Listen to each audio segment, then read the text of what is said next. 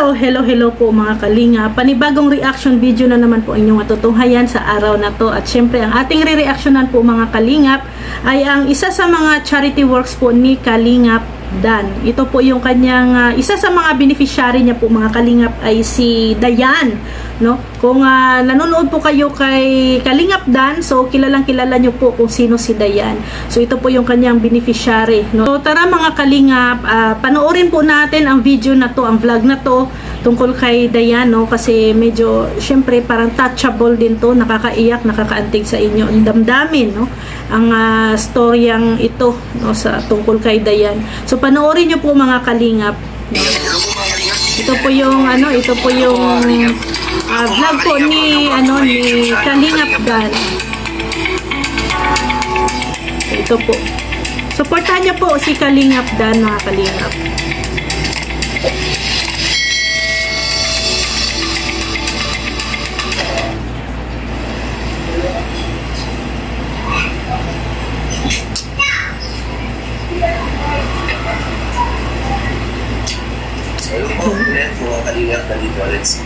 Yan po si Dayan, no? Napaka-simpleng bata, babae. Matagal naman kasi diba bago tayo pag-vlog?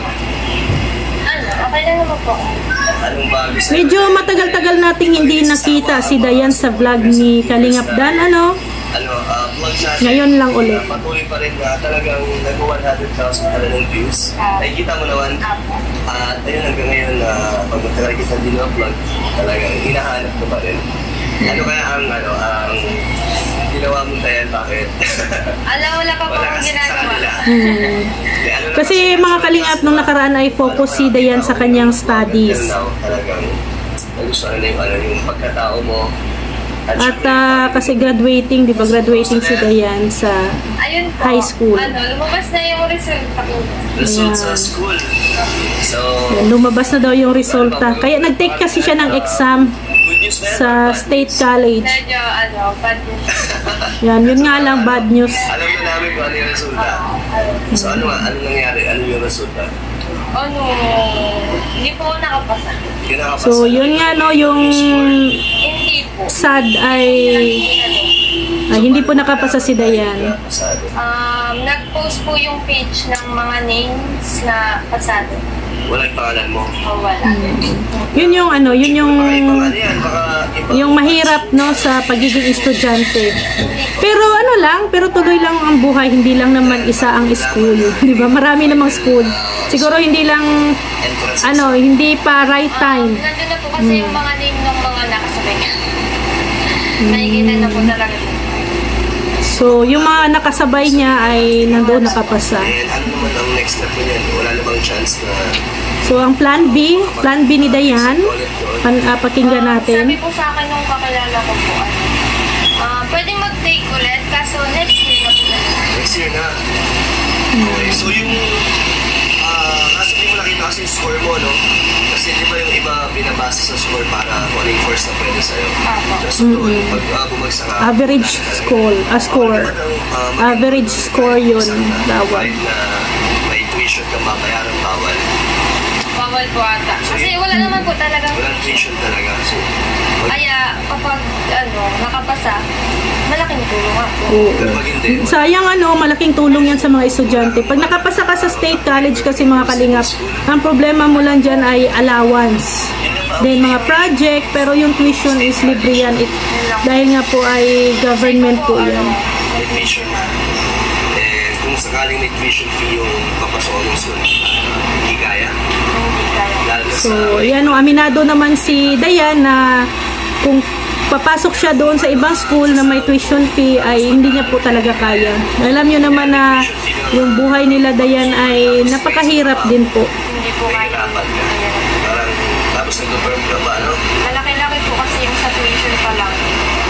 Sa allowance pa po. Kaya nga. Tama, allowance, sa tuition, project pa. Nalungkot ka? Siyempre. Natagal din natin Normal, no? Normal na malungkot. Buwan din natin inapahan. Tapos, ay nasaktan si Dayan na disappointed. Pero alam na ba nila? Siguro hindi pa nakapanahon, no? Or baka mayroon pang another options na para kay Dayan. Yung mga kapatid ko po, sabi daw, okay lang. Oo. Baka hindi lang daw Think po talaga positive para sa- lang. Tama, syempre mali mo hindi pa. Ito yung oras, diba? Or may iba pang plano sa'yo sa Lord. Yeah. Kung wala ng pag-asa. Hindi pa ito ang end of the world mo. Tama. Pero nawala pa ng pag-asa? Parang, or gusto mo pa rin magpatuloy next Oo. year? Kung sakaling wala na talaga ngayon, tutuloy mo pa rin next year, parang mag-e-exam ka ulit. Ang isip ko po ngayon, ngayon po parang wala na pala. Parang ayaw ko. Ayaw na mag-aral. Ano na siya, disappoint. No? Gusto mong gawin? Ngayon po, naghahanap ako ng sa test na po. Test na. Okay. Maganda din naman yung TESDA, di ba? Months lang, ilang buwan lang.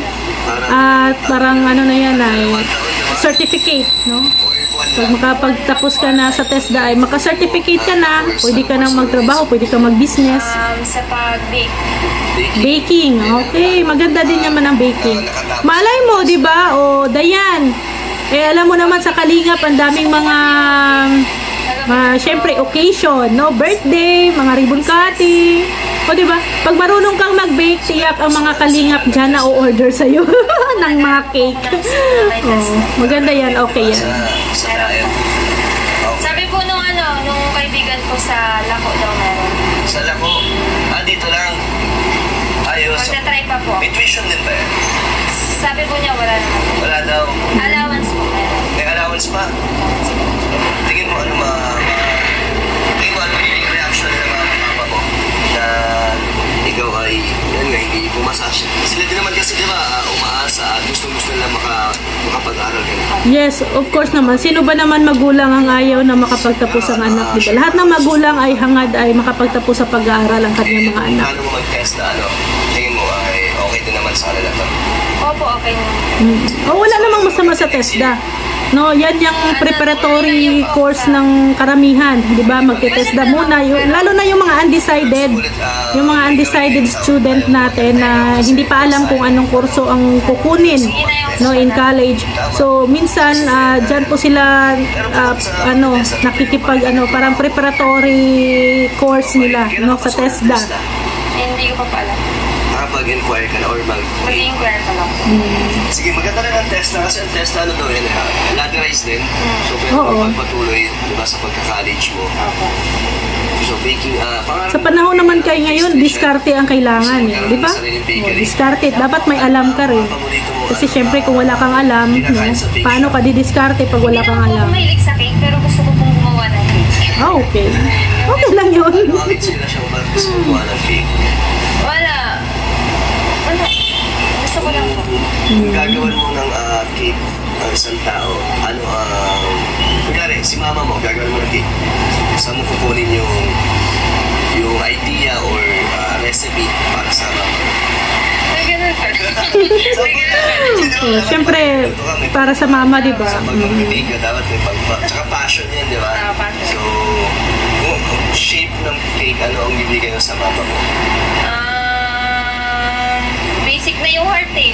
So, Pero basta Basic na, di ba? Halos karamihan, no? Heart na talaga ang binibigay. Ano gusto mo? ano na lang. Butterfly. Butterfly. Ang hirap yun, no? Ang hirap yung Dayan. Pero okay naman, maganda naman yun. Magandang design yun, butterfly. Matamis. May tigil sa matamis. Hindi pa ako nakakita ng butterfly cake. Baka si Dayan pa lang kay Dayan ko pa lang makikita ang butterfly cake na yan. Naiiyak mo na yan. Test na ang next plano mo. Bukod sa baking, may iba ka pang gustong kunin na course? Welding. Oh? Welding. So bukod daw sa baking, welding ang gustong kukunin na course ni Melka sa TESDA. Malaki din na talaga. Opportunity mo pag nag-test na kayo marami. Para ang gusto ni Dayan ay ang gusto ni Dayan ay lalaki. Pwede din sa babae. Pero sa bagay ang welding naman pang babae. Actually, Kasi parang sa ibang bansa, 'di ba? Sa ibang bansa, mababae o lalaki ay wala nang pinipili. Basta may Sanay na po ako may idea ka paano mag-welding, 'di ba? So tanggap ka. Tatanggapin ka sa trabaho. Meron po, kapag inaangat lang, pero yung So ayan mga kalingap, no, sa mga hindi pa po nakapanood ng full video na to, panoorin nyo po sa channel ni Kalingap Dan, no, ang one-on-one talk, no, nila Dayan at ni Kalingap Dan. Syempre, suportahan nyo po ang channel ni Kalingap Dan. At syempre, of course, suportahan nyo din po ang channel ni Kuya Brooks Vlog. At syempre, huwag nyo din pong kalimutan suportahan ang channel ni Kuya Val Santos Matubang, Ate Edna Vlogs, Kalingap Rab, Roel of Malalag, Rachel Morales Vlogs, Kalingap Awi, and Rex Vlogs. Ayan, please po, puntahan nyo po, dalawin nyo po ang channel ni Kalingap Dan. So maraming salamat mga Kalingap. See you tomorrow. God bless everyone. Bye bye po.